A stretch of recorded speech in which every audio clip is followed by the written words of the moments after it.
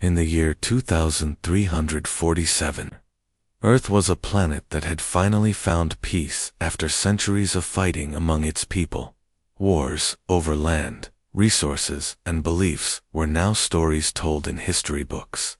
Humanity had come together to focus on progress, exploration, and survival in a universe far bigger than anyone had imagined. But peace is fragile, and it only takes one moment to shatter it completely. On a cold, silent night, Commander Alex Carter sat in the control room of Earth's moon base.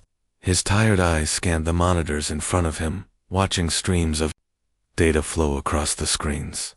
The room was dimly lit, with only the soft glow of the equipment breaking the darkness. Beside him stood Dr. Laura Bennett, a scientist known for her sharp mind and quiet determination.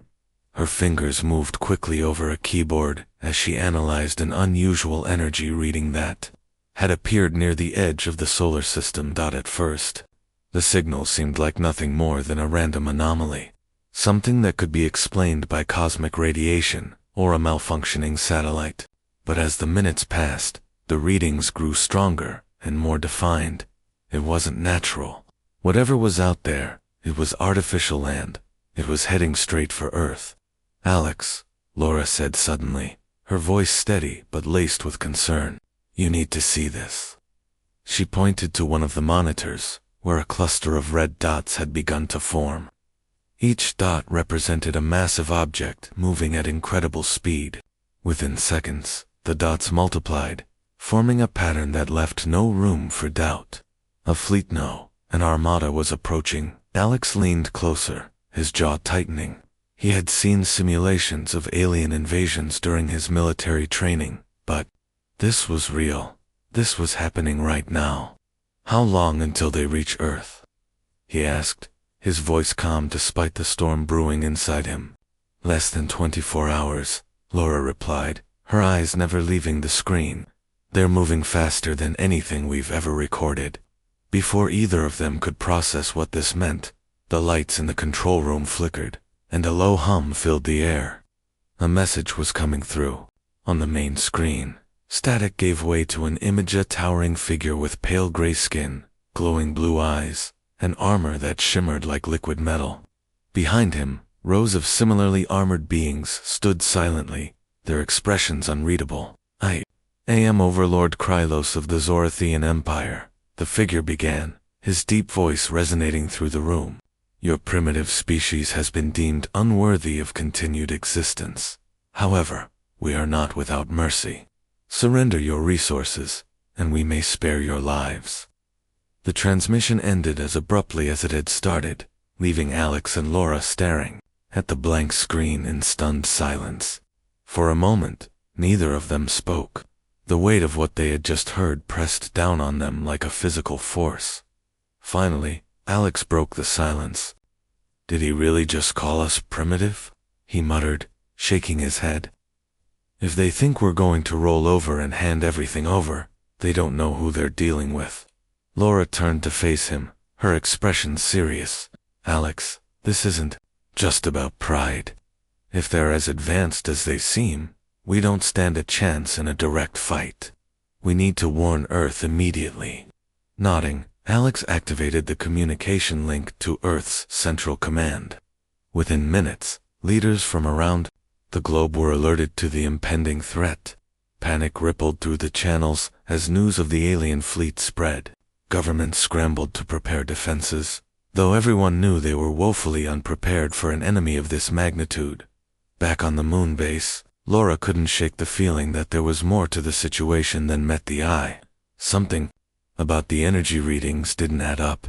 They were too precise, almost deliberate. It was as if the aliens wanted them to know they were coming. Why would such a powerful empire announce their arrival, instead of simply attacking without warning? As she pondered this, Alex paced the room, his mind racing. He had spent years defending Earth against human threats, but this was entirely different. These weren't rival nations or rogue factions. They were an alien race with technology far beyond anything humanity possessed. And yet, there was a spark of defiance burning within him. Humanity had faced extinction-level events before, and somehow, they had always found a way to survive. Laura, Alex said suddenly, stopping mid-step. What if this isn't just an invasion? What if it's a test? She looked up at him, intrigued. A test? He nodded. Think about it. They could have wiped us out already if they wanted to. Instead, they sent a warning. Maybe they're gauging our reaction, seeing how we respond. Laura considered this for a moment. If that's true, then we can't afford to act impulsively. We need a plan, one that shows them we're not as helpless as they think. Alex smiled faintly. Then let's give them something to remember us by. Unbeknownst to either of them, the Zorthians were already watching. Their sensors had detected the energy fluctuations coming from the moon base, and Krylos himself was intrigued. Humans were proving to be more interesting than he had anticipated. Still, he remained confident. No matter what tricks they tried, the outcome was inevitable. But as the alien fleet drew closer to Earth, neither side realized that the stage was set for a battle unlike any other, a battle that would change the course of galactic history forever. As the sun rose over Earth, casting its golden light across cities and oceans, humanity faced a day unlike any other. News of the Zorthian fleet had spread like wildfire, sparking fear and chaos in equal measure.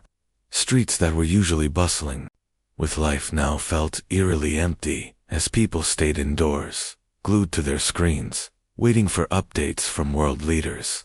In the United Nations Assembly Hall, tensions ran high. The fate of billions rested on decisions that would be made in the next few hours. General Nathan Brooks stood at the center of the room, his tall frame commanding attention. A seasoned military leader with graying hair and sharp blue eyes, he was known for his unshakable resolve. Today, however, even he looked weary. His uniform was slightly rumpled, and dark circles under his eyes hinted at sleepless nights. But his voice carried authority as he addressed the assembly. "We cannot surrender to these invaders," Nathan said firmly, his words echoing through the chamber. "If we give them what they want today, they will come back tomorrow for more. This is not just about our survival, it's about preserving the dignity of our species." His speech drew murmurs of agreement from some, but others remained skeptical. Among them was Senator Rachel Meyer, a charismatic politician with a reputation for pragmatism. She sat at the front row, her arms crossed tightly over her chest. Her blonde hair was pulled into a neat bun, and her sharp green eyes scanned the room, calculating every reaction. "General Brooks," Rachel began, standing up to face him, "I understand your passion, but let's be realistic here. Their technology is centuries ahead of ours. What chance do we have against an empire that has conquered entire star systems? Surrendering might save lives, millions of lives." The room erupted into debate. Some shouted their support for Nathan, while others sided with Rachel. The division was clear: fight or surrender. As the arguments grew louder, Alex Carter and Laura Bennett watched silently from a corner of the hall. They had been invited to provide insight into the alien threat, but so far, no one had asked for their input. Both knew they couldn't stay quiet much longer. Finally, Alex stepped forward, raising his hand to signal for calm. Slowly, the noise subsided, and all eyes turned to him. "Listen to me," he said, his tone measured but urgent. "We may not have their weapons or ships, but we have something they don't expect: ingenuity. Humanity has always found a way to overcome impossible odds. We can do it again." Rachel raised an eyebrow, clearly unconvinced. "And how exactly do you propose we do that, Commander?" "Wave a flag and hope they leave us alone." Before Alex could respond, Laura spoke up. Her soft voice carried a surprising weight as she addressed the room. "There's a project we've been working on, a defensive system called Eclipse. It's still experimental, but if we can activate it in time, it might give us a fighting chance." A murmur of curiosity rippled through the crowd. Nathan leaned forward, his interest piqued. "Tell me more about this Eclipse," he said. Laura hesitated for a moment, choosing her words carefully. Eclipse uses artificial intelligence to manipulate gravitational fields. It can create distortions that trap or disable enemy vessels. However, activating it requires an enormous amount of energy, more than we currently have access to. We'd need to harness power directly from the sun using solar collectors. The room fell silent as everyone processed this information. It sounded like science fiction, yet coming from Laura, it felt plausible. Nathan nodded slowly, his mind already racing with possibilities. How long would it take to prepare? He asked. At least 48 hours, Laura admitted. And even then, there's no guarantee it will work perfectly, but it's our best shot. Rachel sighed heavily, shaking her head. 48 hours. That's assuming the Zorathians sit idly by while we build our little toy. Do you really think they'll wait that long? No, Alex interjected. Which is why we need to buy ourselves some time. Decoy attacks, misinformation, anything to make them underestimate us. Nathan nodded in agreement. It's risky, but it's better than rolling over and giving up. I say we move forward with Eclipse and prepare for battle. The vote was close, but ultimately, the majority sided with Nathan. Plans were set into motion immediately. Engineers and scientists were mobilized to begin constructing the solar collectors needed for Eclipse. Military forces prepared decoy operations designed to confuse and delay the Zorathian fleet. Meanwhile, Alex and Laura returned to the moon base to oversee the activation process. Back in the assembly hall, Rachel lingered behind after the meeting ended. She stared out the large window overlooking the city below, her expression unreadable. For years, she had prided herself on making practical decisions, ones that prioritized the greater good. But this situation felt different. The stakes were unimaginably high, and the uncertainty gnawed at her as she turned to leave. A message blinked on her personal communicator. It was encrypted, marked urgent. Frowning, she opened it and read the contents. Her eyes widened slightly, and for a brief moment, she allowed herself to feel conflicted. Then, steeling herself, she slipped the device back into her pocket and walked away. Unbeknownst to anyone else, Rachel had made a decision, one that would shape the course of events, in ways no one could predict. The moon base buzzed with activity as engineers and technicians worked around the clock to prepare Eclipse. The control room, once a quiet space filled with soft hums and blinking lights, was now a chaotic hub of voices, footsteps, and the clatter of tools. Laura Bennett moved between stations, her clipboard in hand, checking progress and offering guidance where needed. Her mind raced faster than her feet, calculating timelines, troubleshooting problems, and ensuring that every piece of the puzzle fit perfectly. Commander Alex Carter stood nearby, watching her with admiration mixed with worry. He had seen Laura in action before, but this was different. The weight of humanity's survival rested on her shoulders, and she carried it without complaint. Still, he couldn't help but notice the faint lines of exhaustion etched into her face. She hadn't slept in over 30 hours, and the stress was starting to show. Laura, Alex said gently, stepping closer. You need to take a break. You're no good to anyone if you collapse. She glanced up at him briefly, her lips curving into a tired smile. I'll rest when we're done. Right now, there's too much to do. He nodded, knowing better than to argue. Instead, he focused on what he could control, coordinating with Earth's military forces and keeping an eye on the Zorathian fleet. Their ships were less than 20 hours away now, closing in with terrifying speed. Every second counted. As the team worked, Laura called Alex aside for a private conversation. They stepped into a small observation deck overlooking the lunar surface. The Earth hung in the distance, a blue and green marble, suspended against the vast blackness of space. It was a sight that never failed to inspire Orn dread. Given the circumstances, I need to tell you something about Eclipse, Laura began, her voice low but steady. It's not just a defensive system. It has potential applications. beyond what I've told anyone else. Alex frowned, sensing the gravity of her words. What kind of applications? She hesitated, choosing her words carefully. Eclipse manipulates gravitational fields, right? That means it can create localized distortions like black holes or time dilation zones. But those same principles could theoretically be adapted for offensive purposes. If we refine it enough, we might be able to use it as a weapon. Alex stared at her, processing the implications. You're saying Eclipse isn't just a shield, it's also a sword. Exactly, Laura confirmed.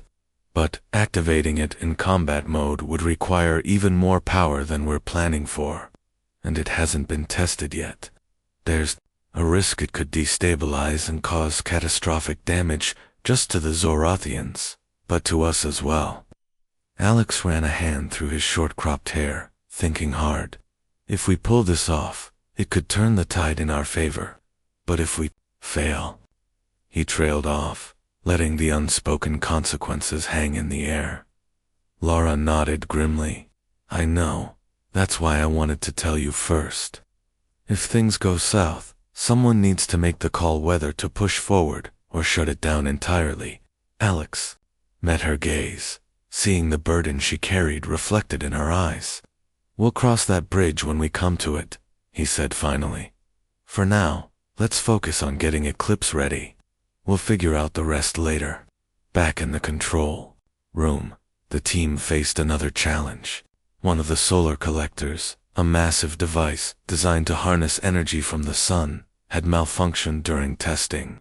Without it, the entire system wouldn't function properly. Panic rippled through the group as they scrambled to diagnose the problem. Jake Thompson, a young engineer with a mop of curly brown hair and a knack for solving impossible problems, volunteered to investigate. He suited up and headed outside to examine the collector firsthand, as he floated across the lunar surface, tethered to the base by a thin cable. He spotted the issue immediately. A critical component had overheated and fused shut. This is bad, Jake muttered to himself, examining the damage. Fixing it manually would mean exposing himself to extreme temperatures and radiation levels that could kill him within minutes. But delaying the repair wasn't an option either. Inside the control room, Alex monitored Jake's progress via a live feed. How's it looking out there? He asked, over the comms. Not great, Jake replied, his tone light, despite the danger. I can fix it, but it's going to take some time. And I'll probably fry a few circuits in the process. Alex clenched, his jaw torn between admiration for Jake's bravery and guilt for putting him in harm's way. Just be careful, he said. We need you back in one piece. For nearly an hour, Jake worked tirelessly, his gloved hands moving with precision despite the bulky suit. Sweat dripped down his forehead, fogging up his visor, but he didn't stop. Finally, after what felt like an eternity, he gave the thumbs-up signal. It's fixed, he reported, his voice strained but triumphant. Activating the collector now. Back inside, the team erupted into cheers as the collector roared to life, bathing the area in a brilliant glow. Laura let out a breath she hadn't realized she was holding. Good job, Jake, she said softly, her gratitude evident. But the celebration was short-lived. Moments later, alarms blared throughout the base. A Zorathian scout ship had entered the moon's orbit, its sleek design gliding silently above the surface. It hadn't fired yet, but its presence was unmistakably warning shot, perhaps, or a test of humanity's defenses. They're probing us, Alex said, his voice tight with tension. They want to see how we react. Laura nodded, already typing commands into the console. Let's give them something to think about. With a few keystrokes, she activated one of the hidden traps they'd set earlier, a network of decoy satellites armed with EMP bursts. The scout ship veered sharply as the pulse hit, temporarily disabling its systems.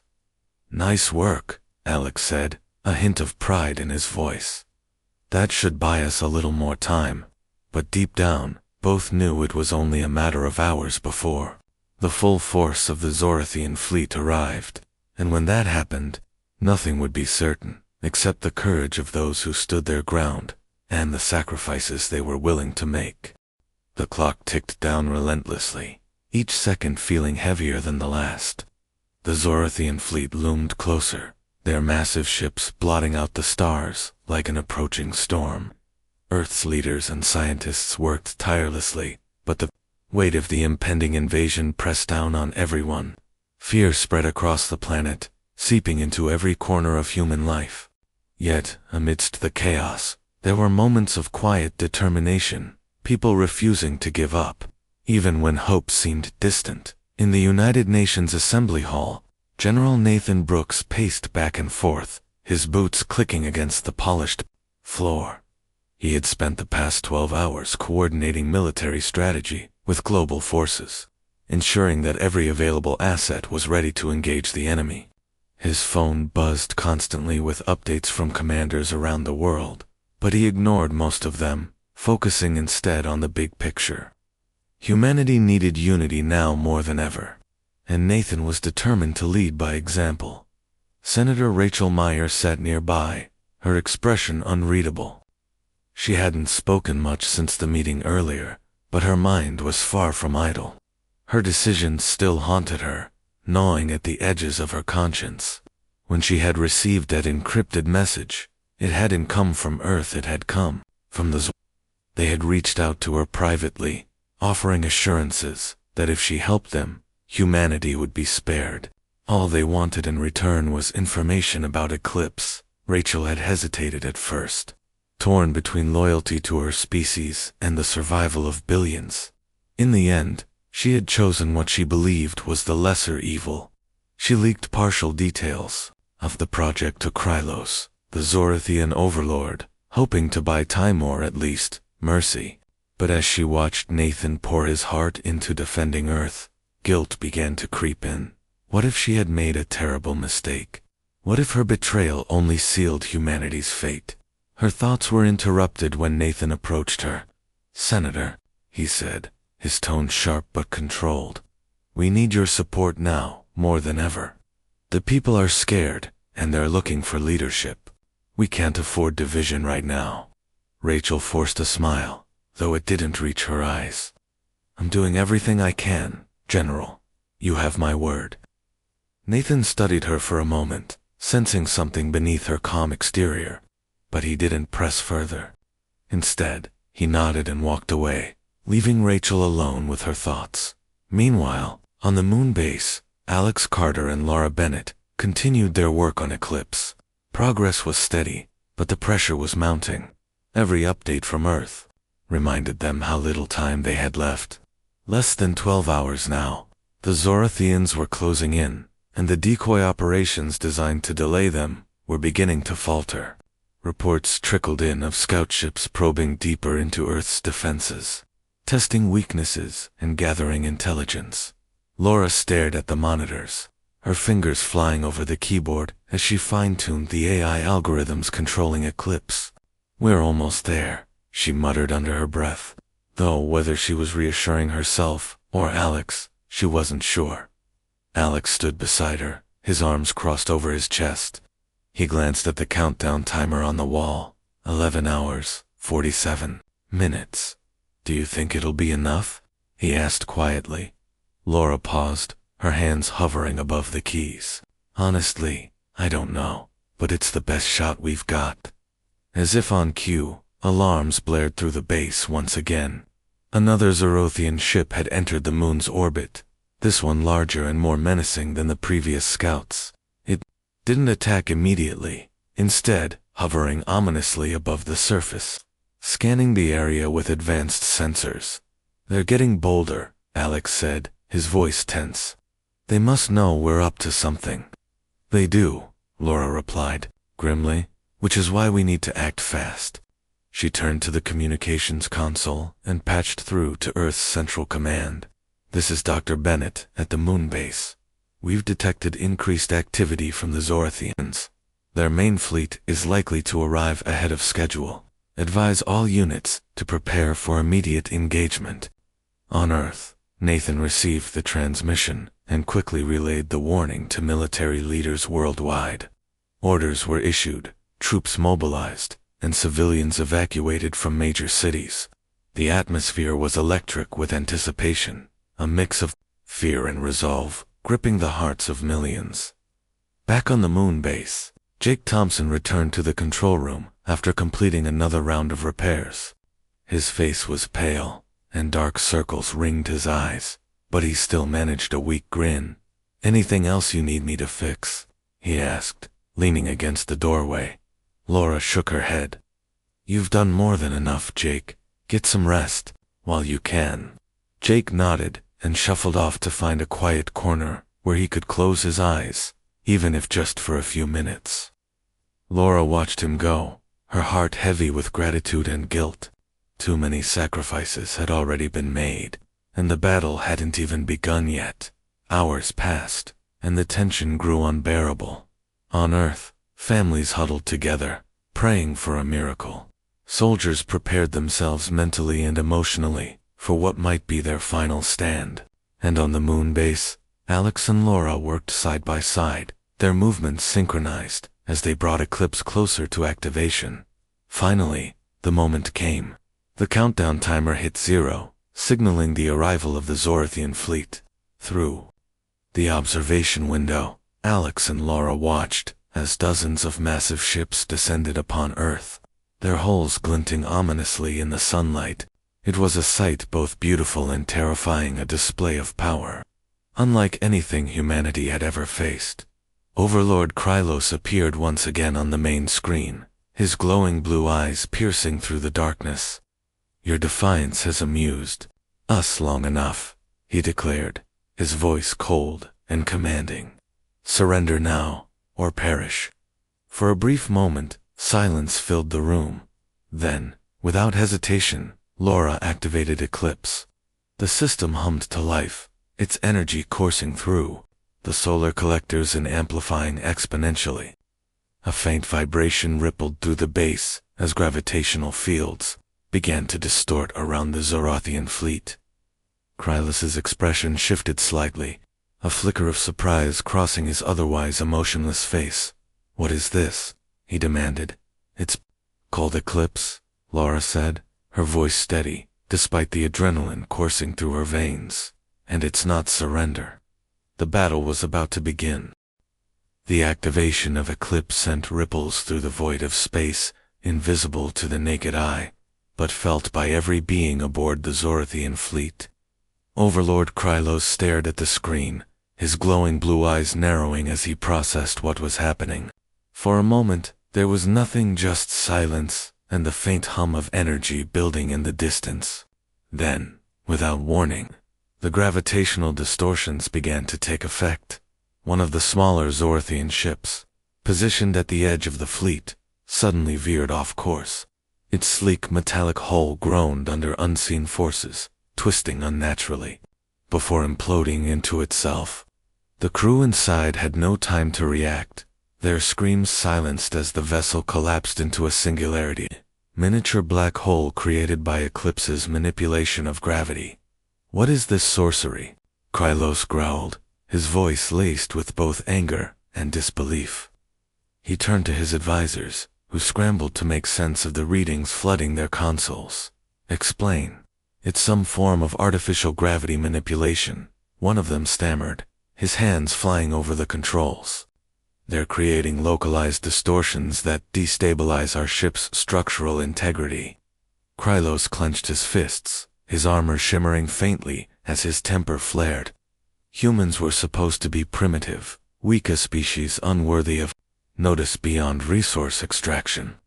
Yet here they were, wielding technology that rivaled even the most advanced systems in the Zorathian Empire.